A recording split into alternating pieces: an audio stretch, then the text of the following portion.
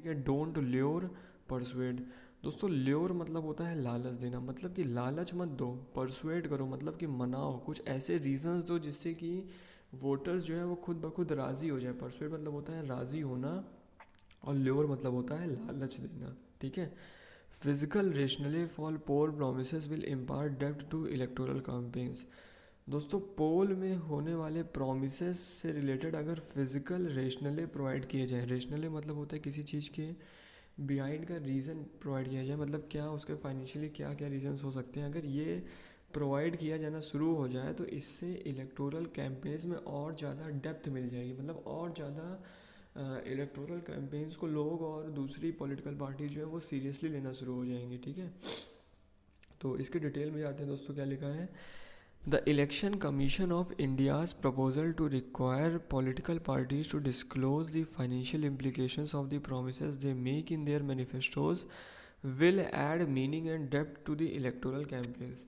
दोस्तों election commission of India जो कि हमारे देश में इलेक्शन से रिलेटेड सभी एक्टिविटीज़ को कंट्रोल करता है, उसका एक प्रपोज़ल है, क्या है उसका एक प्रपोज़ल है, प्रस्ताव है, to require political parties to disclose the financial implications. चाहता है कि जितनी भी पॉलिटिकल पार्टीज़ हैं वो अपने फाइनेंशियल इम्प्लीकेशंस को रिलीज़ करें, ठीक है। इम्प्लीकेशंस मतलब होता है क्या इम्पैक्ट पड़ने वाला है, of the promises they make in their manifestos. उन प्रोमिसेस का फाइनेंशियल इम्प्लीकेशंस रिलीज़ करें जिसको कि उन लोग मैनिफेस्टोज में एक तरीके से मैनिफेस्टोज में जिन जिन वादों को वो करने के लिए बोलते हैं, उन वादों से रिलेटेड फाइनेंशियल इम्प्लीकेशंस को वो रिलीज़ करें, ठीक है। इससे क्या होगा दोस्तों, इलेक्शन कैंपेन्स की गहराई, उसकी गंभीरता और बढ़ जाएगी, ठीक है। The idea that parties should communicate to electors that physical rationale for pricing delivery of goods or services that would involve a significant outgrowth from the exchequer is already part of model code of conduct from 2015। दोस्तों क्या लिखा है, the idea that party should communicate to electoral the physical rational.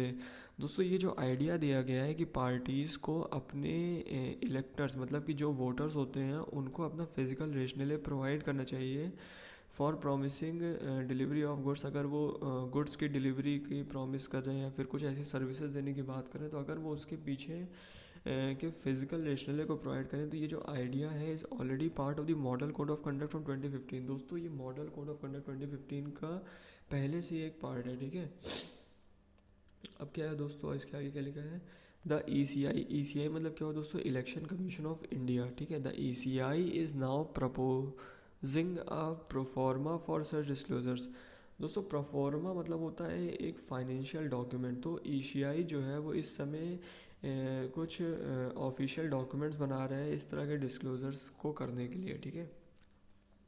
If parties agree and the idea is included in the model code. दोस्तों अगर party इस बात को लेके एग्री हो जाती है कि जी हम अपने सभी एक तरीके से सभी मैनिफेस्टोज के सभी पॉइंट्स के लिए अपने फाइनेंशियल इम्प्लीकेशंस को समझाना शुरू कर देंगे, अगर वो ऐसा करने के लिए राज़ी हो जाती हैं, they will have to तो they will have to spell out the section of society that a particular promise is targeted at।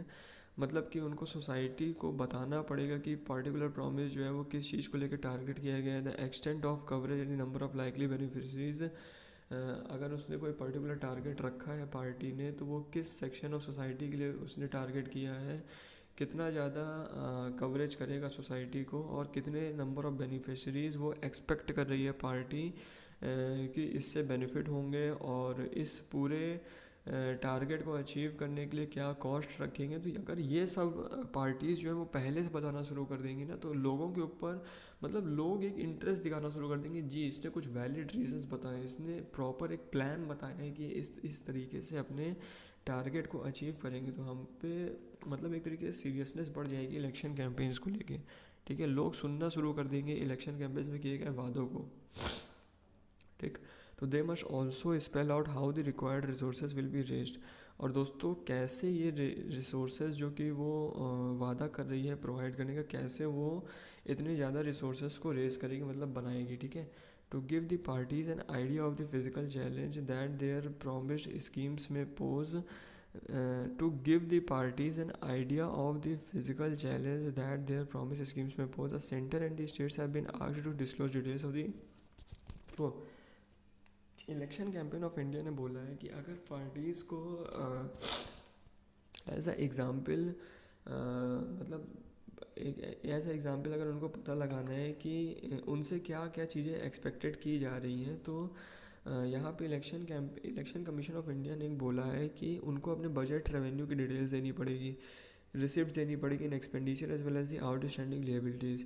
दोस्तों वो एक्सपेंडिचर मतलब कितना खर्च कर रही है पार्टीज़ और उनके प्रति अभी कितनी लिएबिलिटीज़ मतलब होती है मतलब कितने दायित्व, लिएबिलिटीज़ को हिंदी में दायित्व कहते हैं, तो कितनी दायित्व अभी भरनी बाकी है।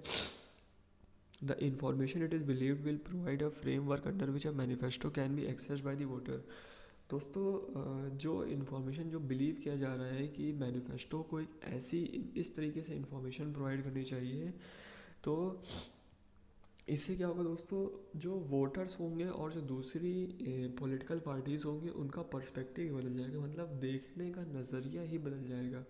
लोग हर पार्टीज़ के मैनिफेस्टोज़ को बहुत ही ध्यान से देखना शुरू कर देंगे, which a manifesto can be access by the voter from the perspective of it financial history. और फाइनेंशियली अगर मतलब कि फाइनेंशियली किस तरीके से वो देखेगा उस मैनिफेस्टो को, इसमें बहुत ज़्यादा डिपेंडेंसी रहेगी कि वो किस पार्टी को वोट करेगा। ठीक है, it may also make parties treat manifesto preparation as a responsible exercise. और इससे इस नेसेसरी स्टेप से क्या होगा कि दोस्तों आप पार्टीज़ भी जब अपना मैनिफेस्टो बनाएंगी तो बहुत सोच समझ कर बनाएंगी और बहुत ही प्लान्ड वे में बनाना पड़ेगा उनको, क्योंकि आपको पूरी तरीके से फाइनेंशियल इम्प्लीकेशन समझाने हैं, उनके पीछे का फाइनेंशियल आपका बजट समझाना है, उनके पीछे का एक्सपेंडिचर समझाना है, लिएबिलिटीज़ समझाना है, मतलब हर एक चीज़ समझाना है, किस सेक्शन ऑफ सोसाइटी को वो पर्टिकुलर टारगेट गोल कर रहा है और कितना आपने बजट सोचा है उसके लिए, सब चीज़ अगर आपको समझाना पड़ेगा तो पार्टीज़ भी इसको सीरियसली लेना शुरू कर देंगी। ठीक है, इसके आगे क्या लिखा है दोस्तों, इसके आगे लिखा है दोस्तों, there is bound to be some resentment among sections of the political class. और दोस्तों रिजेंटमेंट मतलब होता है नाराज़गी। ठीक है, और दोस्तों ये तो हम कह ही सकते हैं कि कुछ ना कुछ नाराज़गी जो होगी पॉलिटिकल क्लास में देखने को हमें मिलेगी इस इच्छा के कारण, मतलब जो इलेक्शन कमीशन ऑफ इंडिया जो इच्छा जता रहा है कि हमको इस तरीके की चीज़ें चाहिए मैनिफेस्टो में आगे से, तो इससे हम कह सकते हैं कि जाहिर तौर पे कुछ ना कुछ नाराज़गी हमें पॉलिटिकल क्लास में देखने को मिलेगी। ठीक, it may be argued that the ECI should not get into the nitty gritty of the manifesto formulation. दोस्तों निटी ग्रिटी मतलब होता है किसी चीज़ के कोर में जाना। दोस्तों ये कहा जा रहा है कि इलेक्शन कमीशन ऑफ इंडिया को मैनिफेस्टो किस तरीके से फॉर्मुलेट होता है इसके कोर में घुसने की कोई ज़रूरत नहीं होनी चाहिए। ठीक है, मतलब उससे क्या मतलब मैनिफेस्टो कैसे बन रहा है, ठीक है, specially the manner of its implementation, और स्पेशली वो किस तरीके से इम्प्लीमेंट होगा इससे तो उसको कोई मतलब नहीं होना चाहिए, ऐसा पॉलिटिकल पार्टीज़ का तर्क है। क्योंकि as that will be the political administrative responsibility of the party. क्योंकि दोस्तों ये पार्टी की रिस्पॉन्सिबिलिटी है, उसके एडमिनिस्ट्रेशन की रिस्पॉन्सिबिलिटी कि कैसे वो किसी एक पर्टिकुलर टारगेट को वो कैसे इम्प्लीमेंट करती है, वो पार्टी की दिक्कत है, वो इलेक्शन कमीशन ऑफ इंडिया की दिक्कत नहीं होनी चाहिए। ठीक है, the guideline itself arose from a Supreme Court judgment 2013 upholding the right of parties to make the electoral promises even if they involve distribution of consumer goods। दोस्तों 2013 में supreme court ने एक ऑर्डर आया था जिसमें कि उसने बोला था कि जो पॉलिटिकल पार्टीज़ होती हैं वो अपने इलेक्टोरल प्रोमिसेस करने के उनके पास राइट टू, मतलब उनके पास पूरा फ्रीडम है, उनके पास पूरा राइट है कि वो कैसे भी इलेक्टोरल प्रोमिसेस कर सकती हैं। और इवन अगर वो कंज्यूमर को गुड्स प्रोवाइड करने की प्रॉमिस करती हैं, it was held that such a promise would not amount to corrupt practice. दोस्तों केवल ये बोला गया था कि इसमें कोई भी तरह का भ्रष्टाचार नहीं होना चाहिए as long as these were financed by budgetary allocations. और जितने भी ये एक तरीके से जितने भी वादे किए जा रहे हैं वो सब उनके फाइनेंशियल बजट के अंदर होना चाहिए। मतलब कि ऐसा नहीं कि उनका फाइनेंशियल बजट जो है वो दोस्तों 10-20 करोड़ का वो प्रोमिस कर रहे हैं सबको एक एक फॉर्चूनर प्रोवाइड करने की। ठीक है, ऐसे प्रोमिस नहीं होने चाहिए, उनके बजट के अंदर होना चाहिए। ठीक है, the court also suggested that prevent extravagant promises from upsetting the electoral level playing field, the ECI could lay down सब गाइडलाइंस। कोर्ट ने ये भी सजेस्ट किया था दोस्तों कि अगर election commission of India really ये चाहता है कि पार्टीज़ जो है वो कुछ एक्स्ट्रा वेजेंट प्रोमिस ना करें, मतलब कुछ बढ़ा चढ़ा के कुछ ज़्यादा ही प्रोमिस नहीं करते, कुछ एक्सेप्शनल प्रोमिस ही ना करते, इसके लिए ECI भले कुछ ना कुछ गाइडलाइंस को ले डाउन कर सकता है, ठीक है, मतलब गाइडलाइंस बना सकता है, ऐसा नहीं कर सकता कि फाइनेंशियल इम्प्लीकेशंस बताओ, ठीक है। In practice however the ECI's guidelines did not elicit enough information. दोस्तों लेकिन एक्चुअली भी है क्या, जो ईसीआई ने गाइडलाइंस तो बनाया लेकिन वो गाइडलाइंस जो है वो एक तरीके से एक्चुअल इन्फॉर्मेशन प्रोवाइड नहीं करती है। इलाइसिट मतलब होता है किसी चीज़ को प्रकाश में लाना, ठीक है, इलाइसिट मतलब होता है किसी चीज़ को लाइट में लाना, ठीक। If implemented detail financial disclosures में हेल्प इन्फॉर्म्ड वोटर चॉइस। दोस्तों अगर ये जो एक तरीके से प्रपोजल किया गया है इलेक्शन कमीशन ऑफ इंडिया के द्वारा, अगर ये इम्प्लीमेंट हो जाता है, अगर ये रियलिटी में हो जाता है, इन ग्राउंड आ जाता है, तो इससे क्या होगा दोस्तों, वोटर को चॉइस करने में कि हमको किसको वोट देना है बहुत ज़्यादा आसानी होगी।